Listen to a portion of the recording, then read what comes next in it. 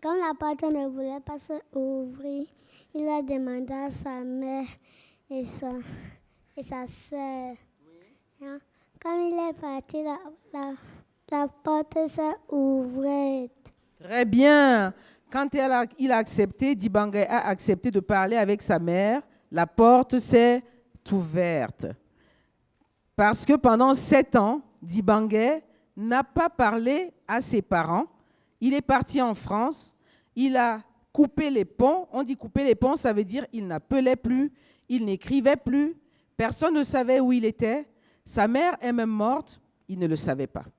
Et donc, la porte, on l'a fait prisonnier dans la cabine. Et c'est quand il a parlé avec sa mère que la porte s'est ouverte. Ce qui veut dire qu'il ne faut pas couper les ponts avec sa famille. Quelqu'un d'autre a compris autre chose? Donnez le micro au milieu. Moi, j'ai compris dans le film là qu'on a dit que sans l'amour des siens, la vie n'est jamais vaincue.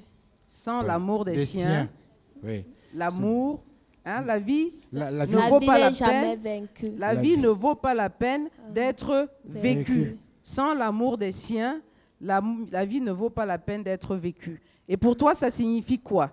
Ça signifie que quand tu pars loin de ta famille, tu ne peux pas avancer. Tu serais toujours sur place.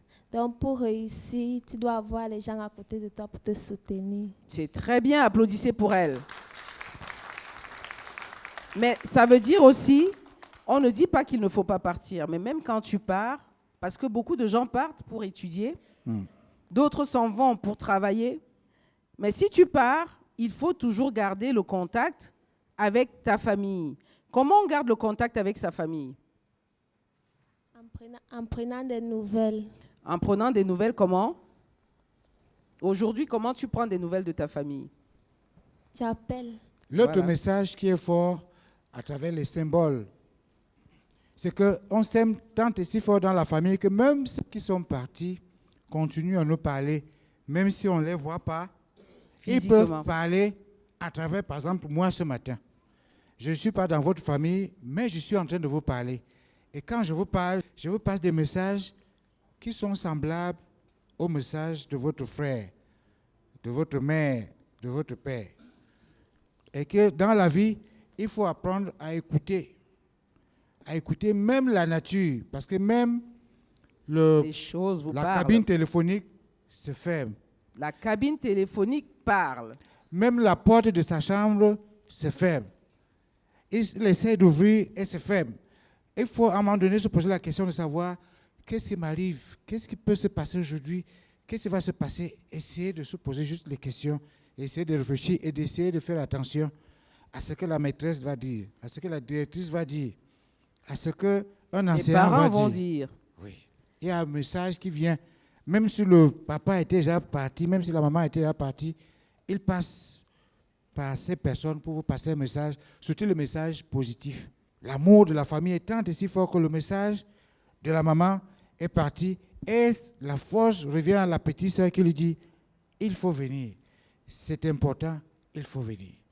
Lazare, ça nous amène à cette histoire de beaucoup de gens qui partent pendant très longtemps. Je suis sûre que dans vos familles, vous avez des tontons, des tatas qui sont partis depuis longtemps et qui ne vous ont plus jamais parlé. Et ça peut être, ils sont comme Dibangé, qui ont peur. Pourquoi Dibangé a peur de rappeler sa mère? Pourquoi Dibangé a peur de rappeler sa mère? Il a peur d'appeler sa mère parce qu'on lui a dit que sa mère était déjà morte. On lui a dit que la maman était morte le jour même, mais il ne savait pas. Mais pourquoi pendant 7 ans, il n'a pas appelé sa mère? Parce qu'il a fui la maison sans dire à ses parents qu'il partait. Bon, peut-être que tu n'as pas très bien compris. Oui, ça peut être ça, mais en fait, ce qu'elle nous raconte, c'est qu'il est parti à l'étranger. Il est parti du Cameroun pour la France. Peut-être qu'il est parti étudier, peut-être qu'il est parti travailler, mais il est arrivé là-bas, il n'a plus appelé ses parents. Pourquoi Dibangé n'a-t-il pas appelé ses parents pendant 7 ans? Parce qu'il n'avait pas trouvé le travail. Parce qu'il n'avait pas trouvé le travail. Il avait honte d'avoir raté. Que tout le monde se moque de lui s'il revenait. Parce que très souvent, quand on est à l'étranger, quand on revient au Cameroun pendant les vacances, on se vante qu'on a de beaux habits, de belles voitures, beaucoup d'argent, on va manger dans les restaurants, on va danser en boîte, on a beaucoup de copines. Et il avait honte de n'avoir pas eu tout ça. Et qu'est-ce qu'il faut faire? Qu'est-ce qu'on attend de lui alors? Qu'est-ce qu'on attend de vous quand vous partez? La réussite. Il faut réussir, mais même si on ne réussit pas, Il faut avoir des nouvelles de la famille. il faut avoir des nouvelles de la famille. La réalisatrice veut nous montrer ici. Comme vous voyez, à travers ce film, elle a montré ce qu'elle ressentait. La réalisatrice a dit qu'elle a vu quand elle est arrivée en France, parce qu'elle a parlé au début. Quand elle est arrivée en France, elle a trouvé beaucoup de nos frères, des Africains, qui souffraient parce qu'ils étaient complètement coupés de leur famille.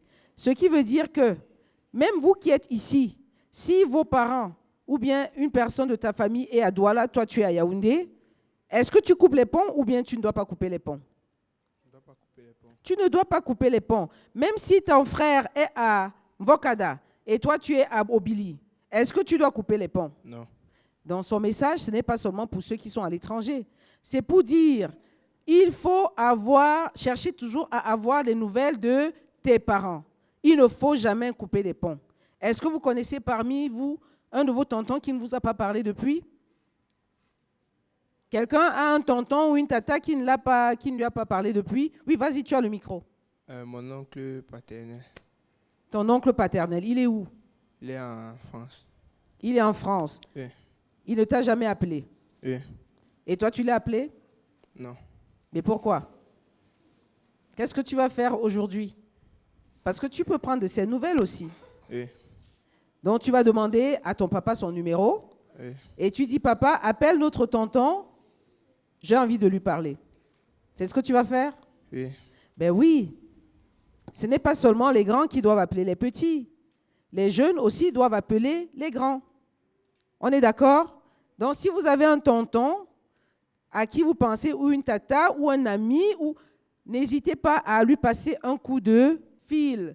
Un coup de fil peut sauver une vie.